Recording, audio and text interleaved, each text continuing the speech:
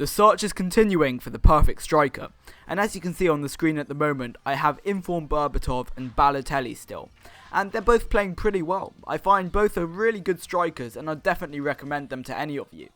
The only downside about having them as a strike partnership is that neither striker's really that pacey. I mean, both are really strong, skillful, their shooting is amazing. However, when both of your strikers, can't really beat a player with pace, it can be quite difficult to play with.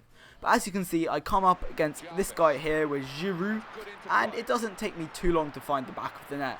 As you can see, I triple tapped square, which is a low cross. I find it really effective, guys, and Diaby gets on the score sheet. Now, if you didn't watch my last episode of Search for the Perfect Striker, how it works basically is that if a striker does not score in a game, then he gets replaced. And as you can see, Balotelli puts home the penalty. I mean, he never misses, does he? And so he'll definitely be in my team for the next game. Now, I get another penalty here, and I probably should have put Mario on it. However, I wanted to keep Berbatov for as long as possible, so I stuck him on the penalty, and it was just a truly awful penalty, as you'll see in a moment. He just completely skies it. So I'm still searching for that goal with Dimitar Berbatov. Now, seeing as Mario had already scored, I tried something a bit different, and unfortunately that cheeky chip did not come off, and he went straight down the other end with a pass across goal, and he made it 2-1, which made me a bit nervous. So at half time, I decided to look at Dimitar Berbatov's stats and just take a look at this. 89 ball control, 94 finishing, 90 shot power. The guy is an absolute monster, guys. I mean, I can't say it enough. His stats are incredible. And I picked him up for just 14k. Now, at the moment, he goes for like 38. And I am quite a few games in advance. So I have sold him on for quite a big bit of profit. However, Mario's stats are also incredible. Now, what I'm not too sure on why it says his overall is 87, even though on his card it says he's 84.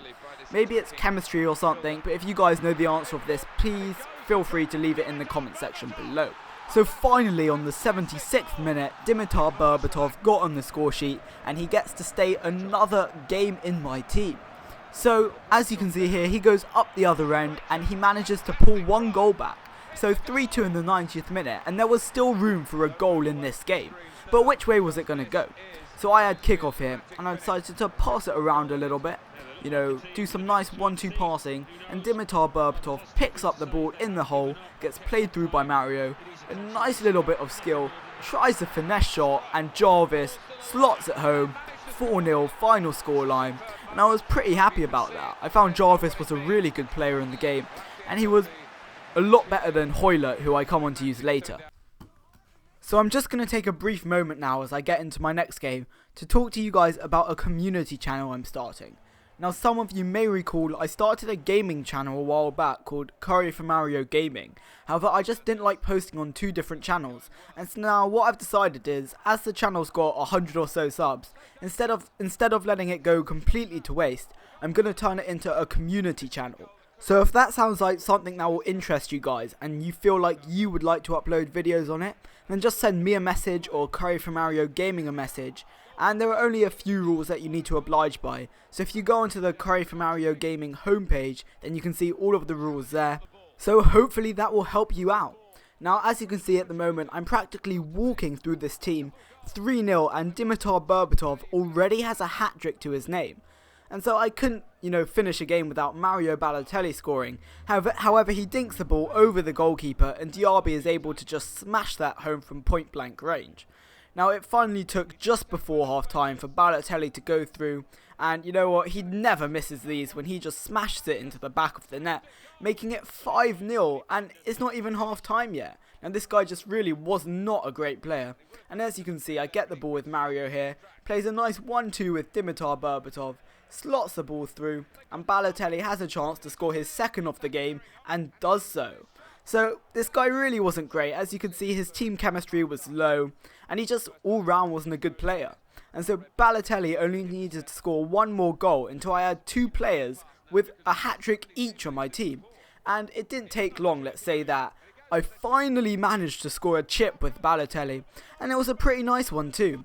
I find chips are quite hard to score in this game, but I think once you sort of get the formula and know how much power you need to put on it, then they become easier. As you can see with Mario, I really wanted to do the Why Always Me celebration, but you need to be level 80, which I think is just crazy. I mean, if you've seen what it looks like, it looks so cool. I'll drop a link in the video description below so you can check it out if you haven't seen what it is. And so the game finished 9-0, and Balotelli and Berbatov both remain in the team for another game, and the search for the perfect striker continues. Both are doing really well at the moment. However, I'm in Division 5, so once I progress up divisions, it will become harder for the strikers to stay in the team. And so that about rounds up today's video.